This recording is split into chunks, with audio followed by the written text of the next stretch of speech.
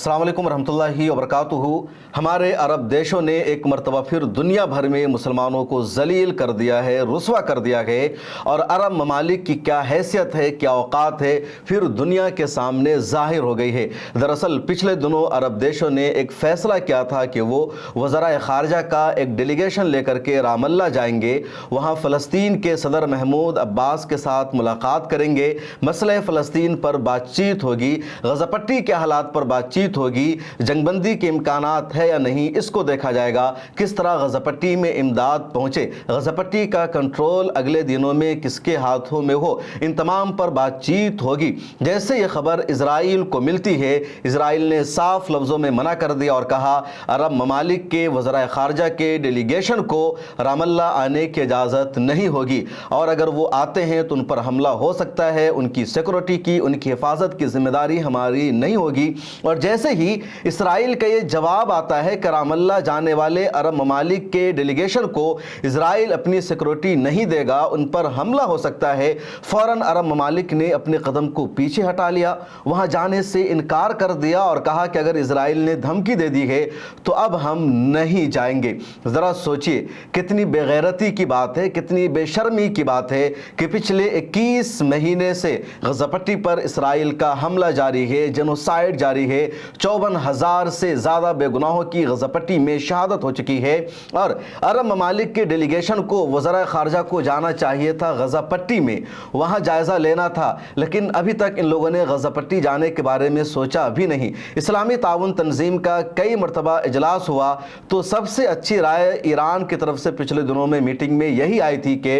इस्लामी ताउन तंजीम के जितने ममालिक हैं उन सब का वज़राए ख़ारजा पर मुश्तमिल एक डेलीगेशन बनाया जाए और वज़राए ख़ारजा का डेलीगेशन, फ़ॉरेन मिनिस्टर्स का ये डेलीगेशन गज़ापट्टी का दौरा करे, वहाँ का जायज़ा ले, और हमें हिम्मत करके जाना चाहिए। इजराइल परमिशन देता है या नहीं देता है वो हमारे लिए मैटर नहीं करता, बल्कि हमें जाना होगा, देखना होगा, और हम अपने जहाज़ को सीधे गज़ापट्टी में लैंड करेंगे या रोड के ज़रिए जाएंगे, लेकिन हमें जाना चाहिए। अरब ममालिक ने इससे एग्री नहीं किया, इनकार कर दिया, और आज 31 महीने के बाद अरब ममालिक ने गज़ापट्टी में जाने के बजाय रामल्ला जाने का ऐलान किया। इजराइल ने मना कर दिया तो तमाम ममालिक पीछे हट गए। उर्दून की फ़ॉरेन मिनिस्ट्री ने बाज़ाब्ता प्रेस रिलीज़ जारी करके ये ऐलान कर दिया, इजराइल ने धमकी दी है, मना किया है, तो अब हम नहीं जाएंगे। ये जो डेलीगेशन था अरब ममालिक का,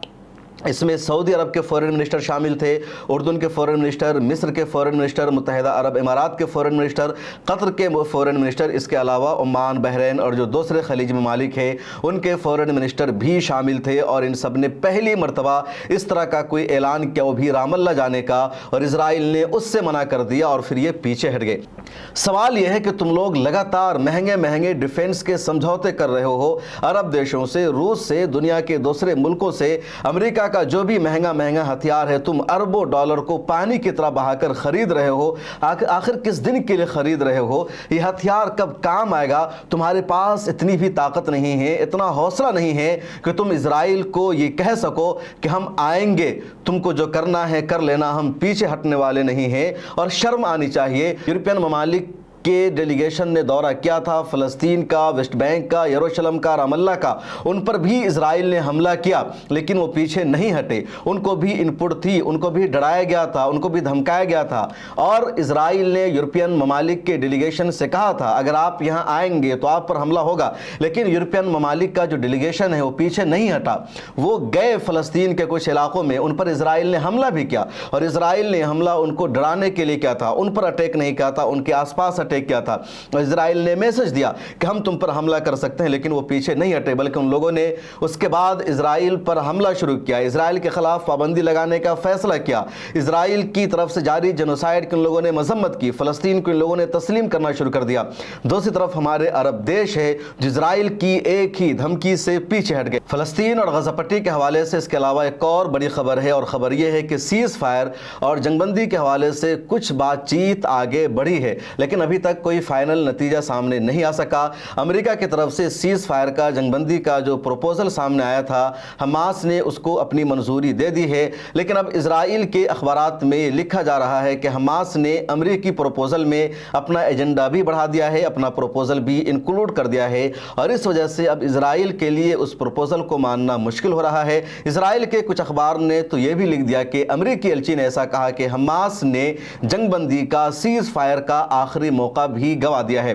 سیز فائر میں یا جنگ بندی کے سمجھوتے میں کیا بات چیت شامل ہے، اس کو ذرا سا سمجھیے۔ جنگ بندی کا، سیز فائر کا یہ جو معاہدہ ہے سیدھے امریکہ کی طرف سے، کہہ لیجیے ٹرمپ کی طرف سے آیا ہے، جس میں 60 دنوں کی جنگ بندی شامل ہے۔ اس کے بدلے میں حماس کو تقریباً 18 اسرائیلی ہوسٹیج کو رہا کرنا ہوگا، اس میں 10 زندہ ہوسٹیج شامل ہے اور 8 سے کچھ زیادہ مردہ ہوسٹیج شامل ہے۔ خبروں کے مطابق ابھی تک حماس کی قید میں 57-58 اسرائیلی ہوسٹیج موجود ہیں اور ان میں سے 34 کی ہلاکت بھی ہو چکی ہے، لیکن جو مردہ ہو چکے ہیں ان کی لاش کو بھی حماس کو اسرائیل کے حوالے کرنا ہوگا۔ کل 257 سے زیادہ حماس کے ہاتھوں میں تھے، لیکن اکثریت کی رہائی ہو چکی ہے۔ پچھلے دنوں جو سیز فائر ہوئی ہے، جنگ بندی کا معاہدہ ہوا، اب اسرائیل یہ چاہتا ہے کہ 60 دنوں کی جنگ بندی ہو اور اس میں صرف 2 دنوں کے اندر ہی حماس تمام ہوسٹیج جن کا تذکرہ کیا جا رہا ہے 18 تک کا، وہ اسرائیل کے حوالے کر دے، اور اسرائیل اپنی آرمی کو پیچھے نہیں ہٹائے گا۔ 60 دنوں کے بعد دوبارہ اسرائیل کا حملہ شروع ہو جائے گا، رفح کراسنگ بارڈر کو بھی نہیں کھولا جائے گا، غزہ پٹی کے لوگوں کو باہر نکلنے کا موقع نہیں دیا جائے گا۔ حماس نے اپنی طرف سے اس میں کچھ شرطوں کا اضافہ کیا اور حماس نے کہا امریکہ کی طرف سے جو پروپوزل آیا ہے ہمیں وہ منظور ہے، لیکن اس کے ساتھ ہم یہ چاہتے ہیں کہ اسرائیلی آرمی 2 مارچ سے پہلے کی جہاں پوزیشن پر تھی اسے وہیں جانا ہوگا، پیچھے ہٹنا ہوگا۔ ابھی جس پوزیشن پر اسرائیلی آرمی ہے اس کو برداشت نہیں کیا جائے گا۔ حماس نے اپنی دوسری شرط لگائی کہ 1 ہفتے میں اسرائیلی ہوسٹیج کو رہا کیا جائے گا، 2 دن میں رہا کرنا مشکل نہیں ہے۔ حماس نے ایک اور شرط لگائی کہ امریکی صدر ٹرمپ کو ہی جنگ بندی کی یقین دہانی کرانی ہوگی، یعنی اسرائیل غزہ پٹی پر حملہ نہیں کرے گا، اس کی گارنٹی سیدھے امریکی صدر ٹرمپ کو دینی ہوگی۔ اگر ٹرمپ کے ایلچی اس کی گارنٹی لے رہے ہیں یا اسرائیل گارنٹی لے رہا ہے تو اس گارنٹی کو نہیں مانا جائے گا، کیونکہ اس سے پہلے بھی حماس اور اسرائیل کے درمیان سمجھوتا ہو گیا تھا، جنگ بندی کا معاہدہ ہو گیا تھا، اور اسرائیل نے سیز فائر کا وائلیشن کیا، جنگ بندی کے معاہدے کو توڑ دیا اور دوبارہ غزہ پٹی پر حملہ کر دیا۔ اس لیے اسرائیل پر بھروسہ نہیں کیا جا سکتا۔ یہ حماس کی طرف سے واضح شرطیں رکھی گئی ہے اور ابھی تک امریکہ اور اسرائیل کا اس پر واضح جواب نہیں آیا ہے۔ میڈیا کے ذریعے ہی جواب دیا جا رہا ہے کہ حماس نے ان شرطوں میں اضافہ کر دیا ہے، لیکن حماس نے ابھی جو کچھ کیا ہے وہ بالکل صحیح کیا ہے، کیونکہ اسرائیل حماس کو، فلسطینیوں کو دھوکہ دینا چاہتا ہے، اور حماس کی لیڈرشپ کو، قیادت کو اچھی طرح اندازہ ہے کہ اسرائیل کچھ دنوں کے لیے سیز فائر کر کے، جنگ بندی کر کے تمام ہوسٹیج کو آزاد کرا لینا چاہتا ہے، جو اپنے دم پر حملہ کر کے نہیں کرا سکا، اور اس کے بعد دوبارہ غزہ پٹی پر اس کا حملہ شروع ہو جائے گا۔ ایک اور بڑی خبر غزہ پٹی سے آئی ہے اور وہ یہ کہ اسرائیل بے شرمی کی تمام حدوں کو پار کر چکا ہے اور فلسطینیوں کے قتل عام کے لیے اب وہ امدادی سینٹر کا سہارا لے رہا ہے۔ جو امدادی سامان تقسیم کرنے کے لیے کاؤنٹر بنائے گئے ہیں، وہاں جو فلسطینی امداد لینے پہنچ رہے ہیں، اسرائیل ان پر حملہ کر رہا ہے، ان کو نشانہ بنا رہا ہے، ان پر بمباری کی جا رہی ہے، اور یہ پہلے دن سے لگاتار جاری ہے۔ یعنی پہلے دن جب غزہ ہیومنٹیرین فاؤنڈیشن نے اپنا صرف ایک کاؤنٹر بنایا اور وہاں لوہے کی زنجیر میں فلسطینیوں کو لائن میں کھڑا کیا گیا، تو اس دن بھی اسرائیل نے فائرنگ کی تھی اور اس دن بھی 10 کی شہادت ہو گئی تھی۔ اس کے علاوہ بھگدڑ مچی تھی اور بے شمار لوگ زخمی ہو گئے تھے۔ پھر آج ایک تازہ خبر سامنے آئی کہ امدادی سامان کی تقسیم کے کاؤنٹر پر فلسطینی کھڑے تھے، بھیڑ بہت زیادہ ہے، 2 ملین کی آبادی بھوکی ہے، پیاسی ہے، ان کے پاس کچھ بھی نہیں ہے، کوئی سامان نہیں ہے، اور چند کاؤنٹر لگائے گئے ہیں۔ تو اس میں سے ایک کاؤنٹر پر جو غزہ پٹی کی عوام ہے وہ کھڑی ہوئی تھی اور وہاں اسرائیل نے بم سے حملہ کر دیا، فائرنگ کر دی، اور 30 کی بیک وقت شہادت ہو جاتی ہے، 150 سے زیادہ زخمی ہے، اور اب تک امدادی سینٹر پر شہید ہونے والوں کی جو تعداد ہے وہ بھی 50 سے زیادہ ہو چکی ہے۔ ان خبروں کے علاوہ ایک اور خبر یہ ہے کہ غزہ پٹی سے ایک مرتبہ پھر حماس نے اسرائیل پر راکٹ سے حملہ کیا ہے اور اسرائیل میں سائرن بجنے کی آواز سنائی گئی ہے۔ العربیہ نے اس خبر کو شائع کیا ہے، خود اسرائیل کے اخبار نے بھی اس خبر کو شائع کیا ہے، اور حماس نے ایک مرتبہ پھر اسرائیل کو بتایا ہے کہ 22 مہینے کا عرصہ گزر چکا ہے، لیکن اگر تم یہ چاہتے ہو، تمہارا ایجنڈا یہ ہے کہ ہم حماس کو ختم کر کے ہی رہیں گے، تو تم غزہ پٹی کو تباہ و برباد کر کے بھی حماس کو ختم نہیں کر سکتے ہو۔ اور میسج یہی ہے کہ یہیں پر اور اسی حال میں تم جنگ بندی کر لو، پیچھے ہٹ جاؤ، حماس کو تم ختم نہیں کر سکتے ہو۔ تو حماس کے صاف میسج ہے۔ اس کے علاوہ روزانہ کی بنیاد پر حماس کی طرف سے اسرائیلی سینا پر حملہ کیا جا رہا ہے، اسرائیل کی جو فوجی گاڑیاں ہیں اس کو نشانہ بنایا جا رہا ہے، اسرائیل کے مرکبہ ٹینک کو تباہ کیا جا رہا ہے،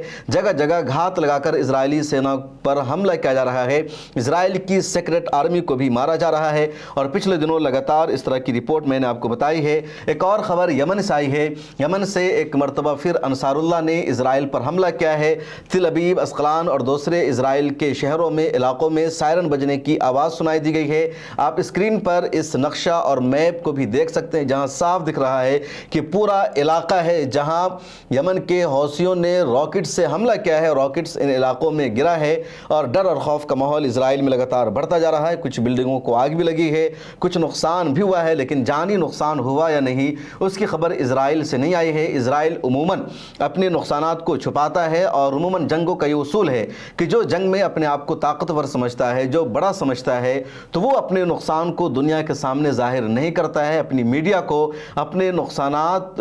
کو پبلش کرنے کی اجازت نہیں دیتا ہے، کیونکہ اس سے اس کی امیج ڈاؤن ہوتی ہے، اس کی کمزوری دنیا کے سامنے آتی ہے۔ دنیا ہنسے گی کہ حماس جن کے پاس کچھ بھی نہیں ہے، یمن کے حوثی جن کو دنیا تسلیم نہیں کرتی ہے، جن پر پابندی عائد ہے، ان کے پاس اتنی طاقت ہے کہ وہ 2000 کلومیٹر کے فاصلہ سے راکٹ لانچ کرتے ہیں، اور اسرائیل کا ایئر ڈیفنس سسٹم روکنے میں ناکام ہو جاتا ہے، وہ اسرائیل میں آ کر گرتا ہے اور اسرائیلیوں کو نقصان پہنچتا ہے۔ تو اسی وجہ سے اسرائیل اپنی اس ناکامی کو، اپنے نقصانات کو چھپاتا ہے۔ جب بہت بڑا نقصان ہو جاتا ہے تب میڈیا میں وہ خبر آ پاتی ہے، ورنہ نہیں آ پاتی ہے۔ ایک اور خبر یہ ہے کہ افغانستان میں طالبان نے فلسطین کی حمایت میں، حماس کی حمایت میں احتجاجی مارچ نکالا ہے، اور سڑکوں پر نکل کر ہزاروں طالبان نے فلسطین زندہ باد کا نعرہ لگایا ہے۔ اسرائیل سے صاف لفظوں میں کہا کہ وہ غزہ پٹی پر حملہ بند کر دے، اب اس کے حملے کو برداشت نہیں کیا جائے گا۔ اس کے علاوہ بھی دنیا کے بہت سارے دیشوں میں احتجاج کا، پروٹیسٹ کا سلسلہ جاری ہے۔ دنیا کے بہت سارے دیشوں نے اب اسرائیل پر پابندی لگانے کا فیصلہ بھی کر لیا ہے۔ اس ویڈیو میں اتنا ہی، پھر ملاقات ہوگی۔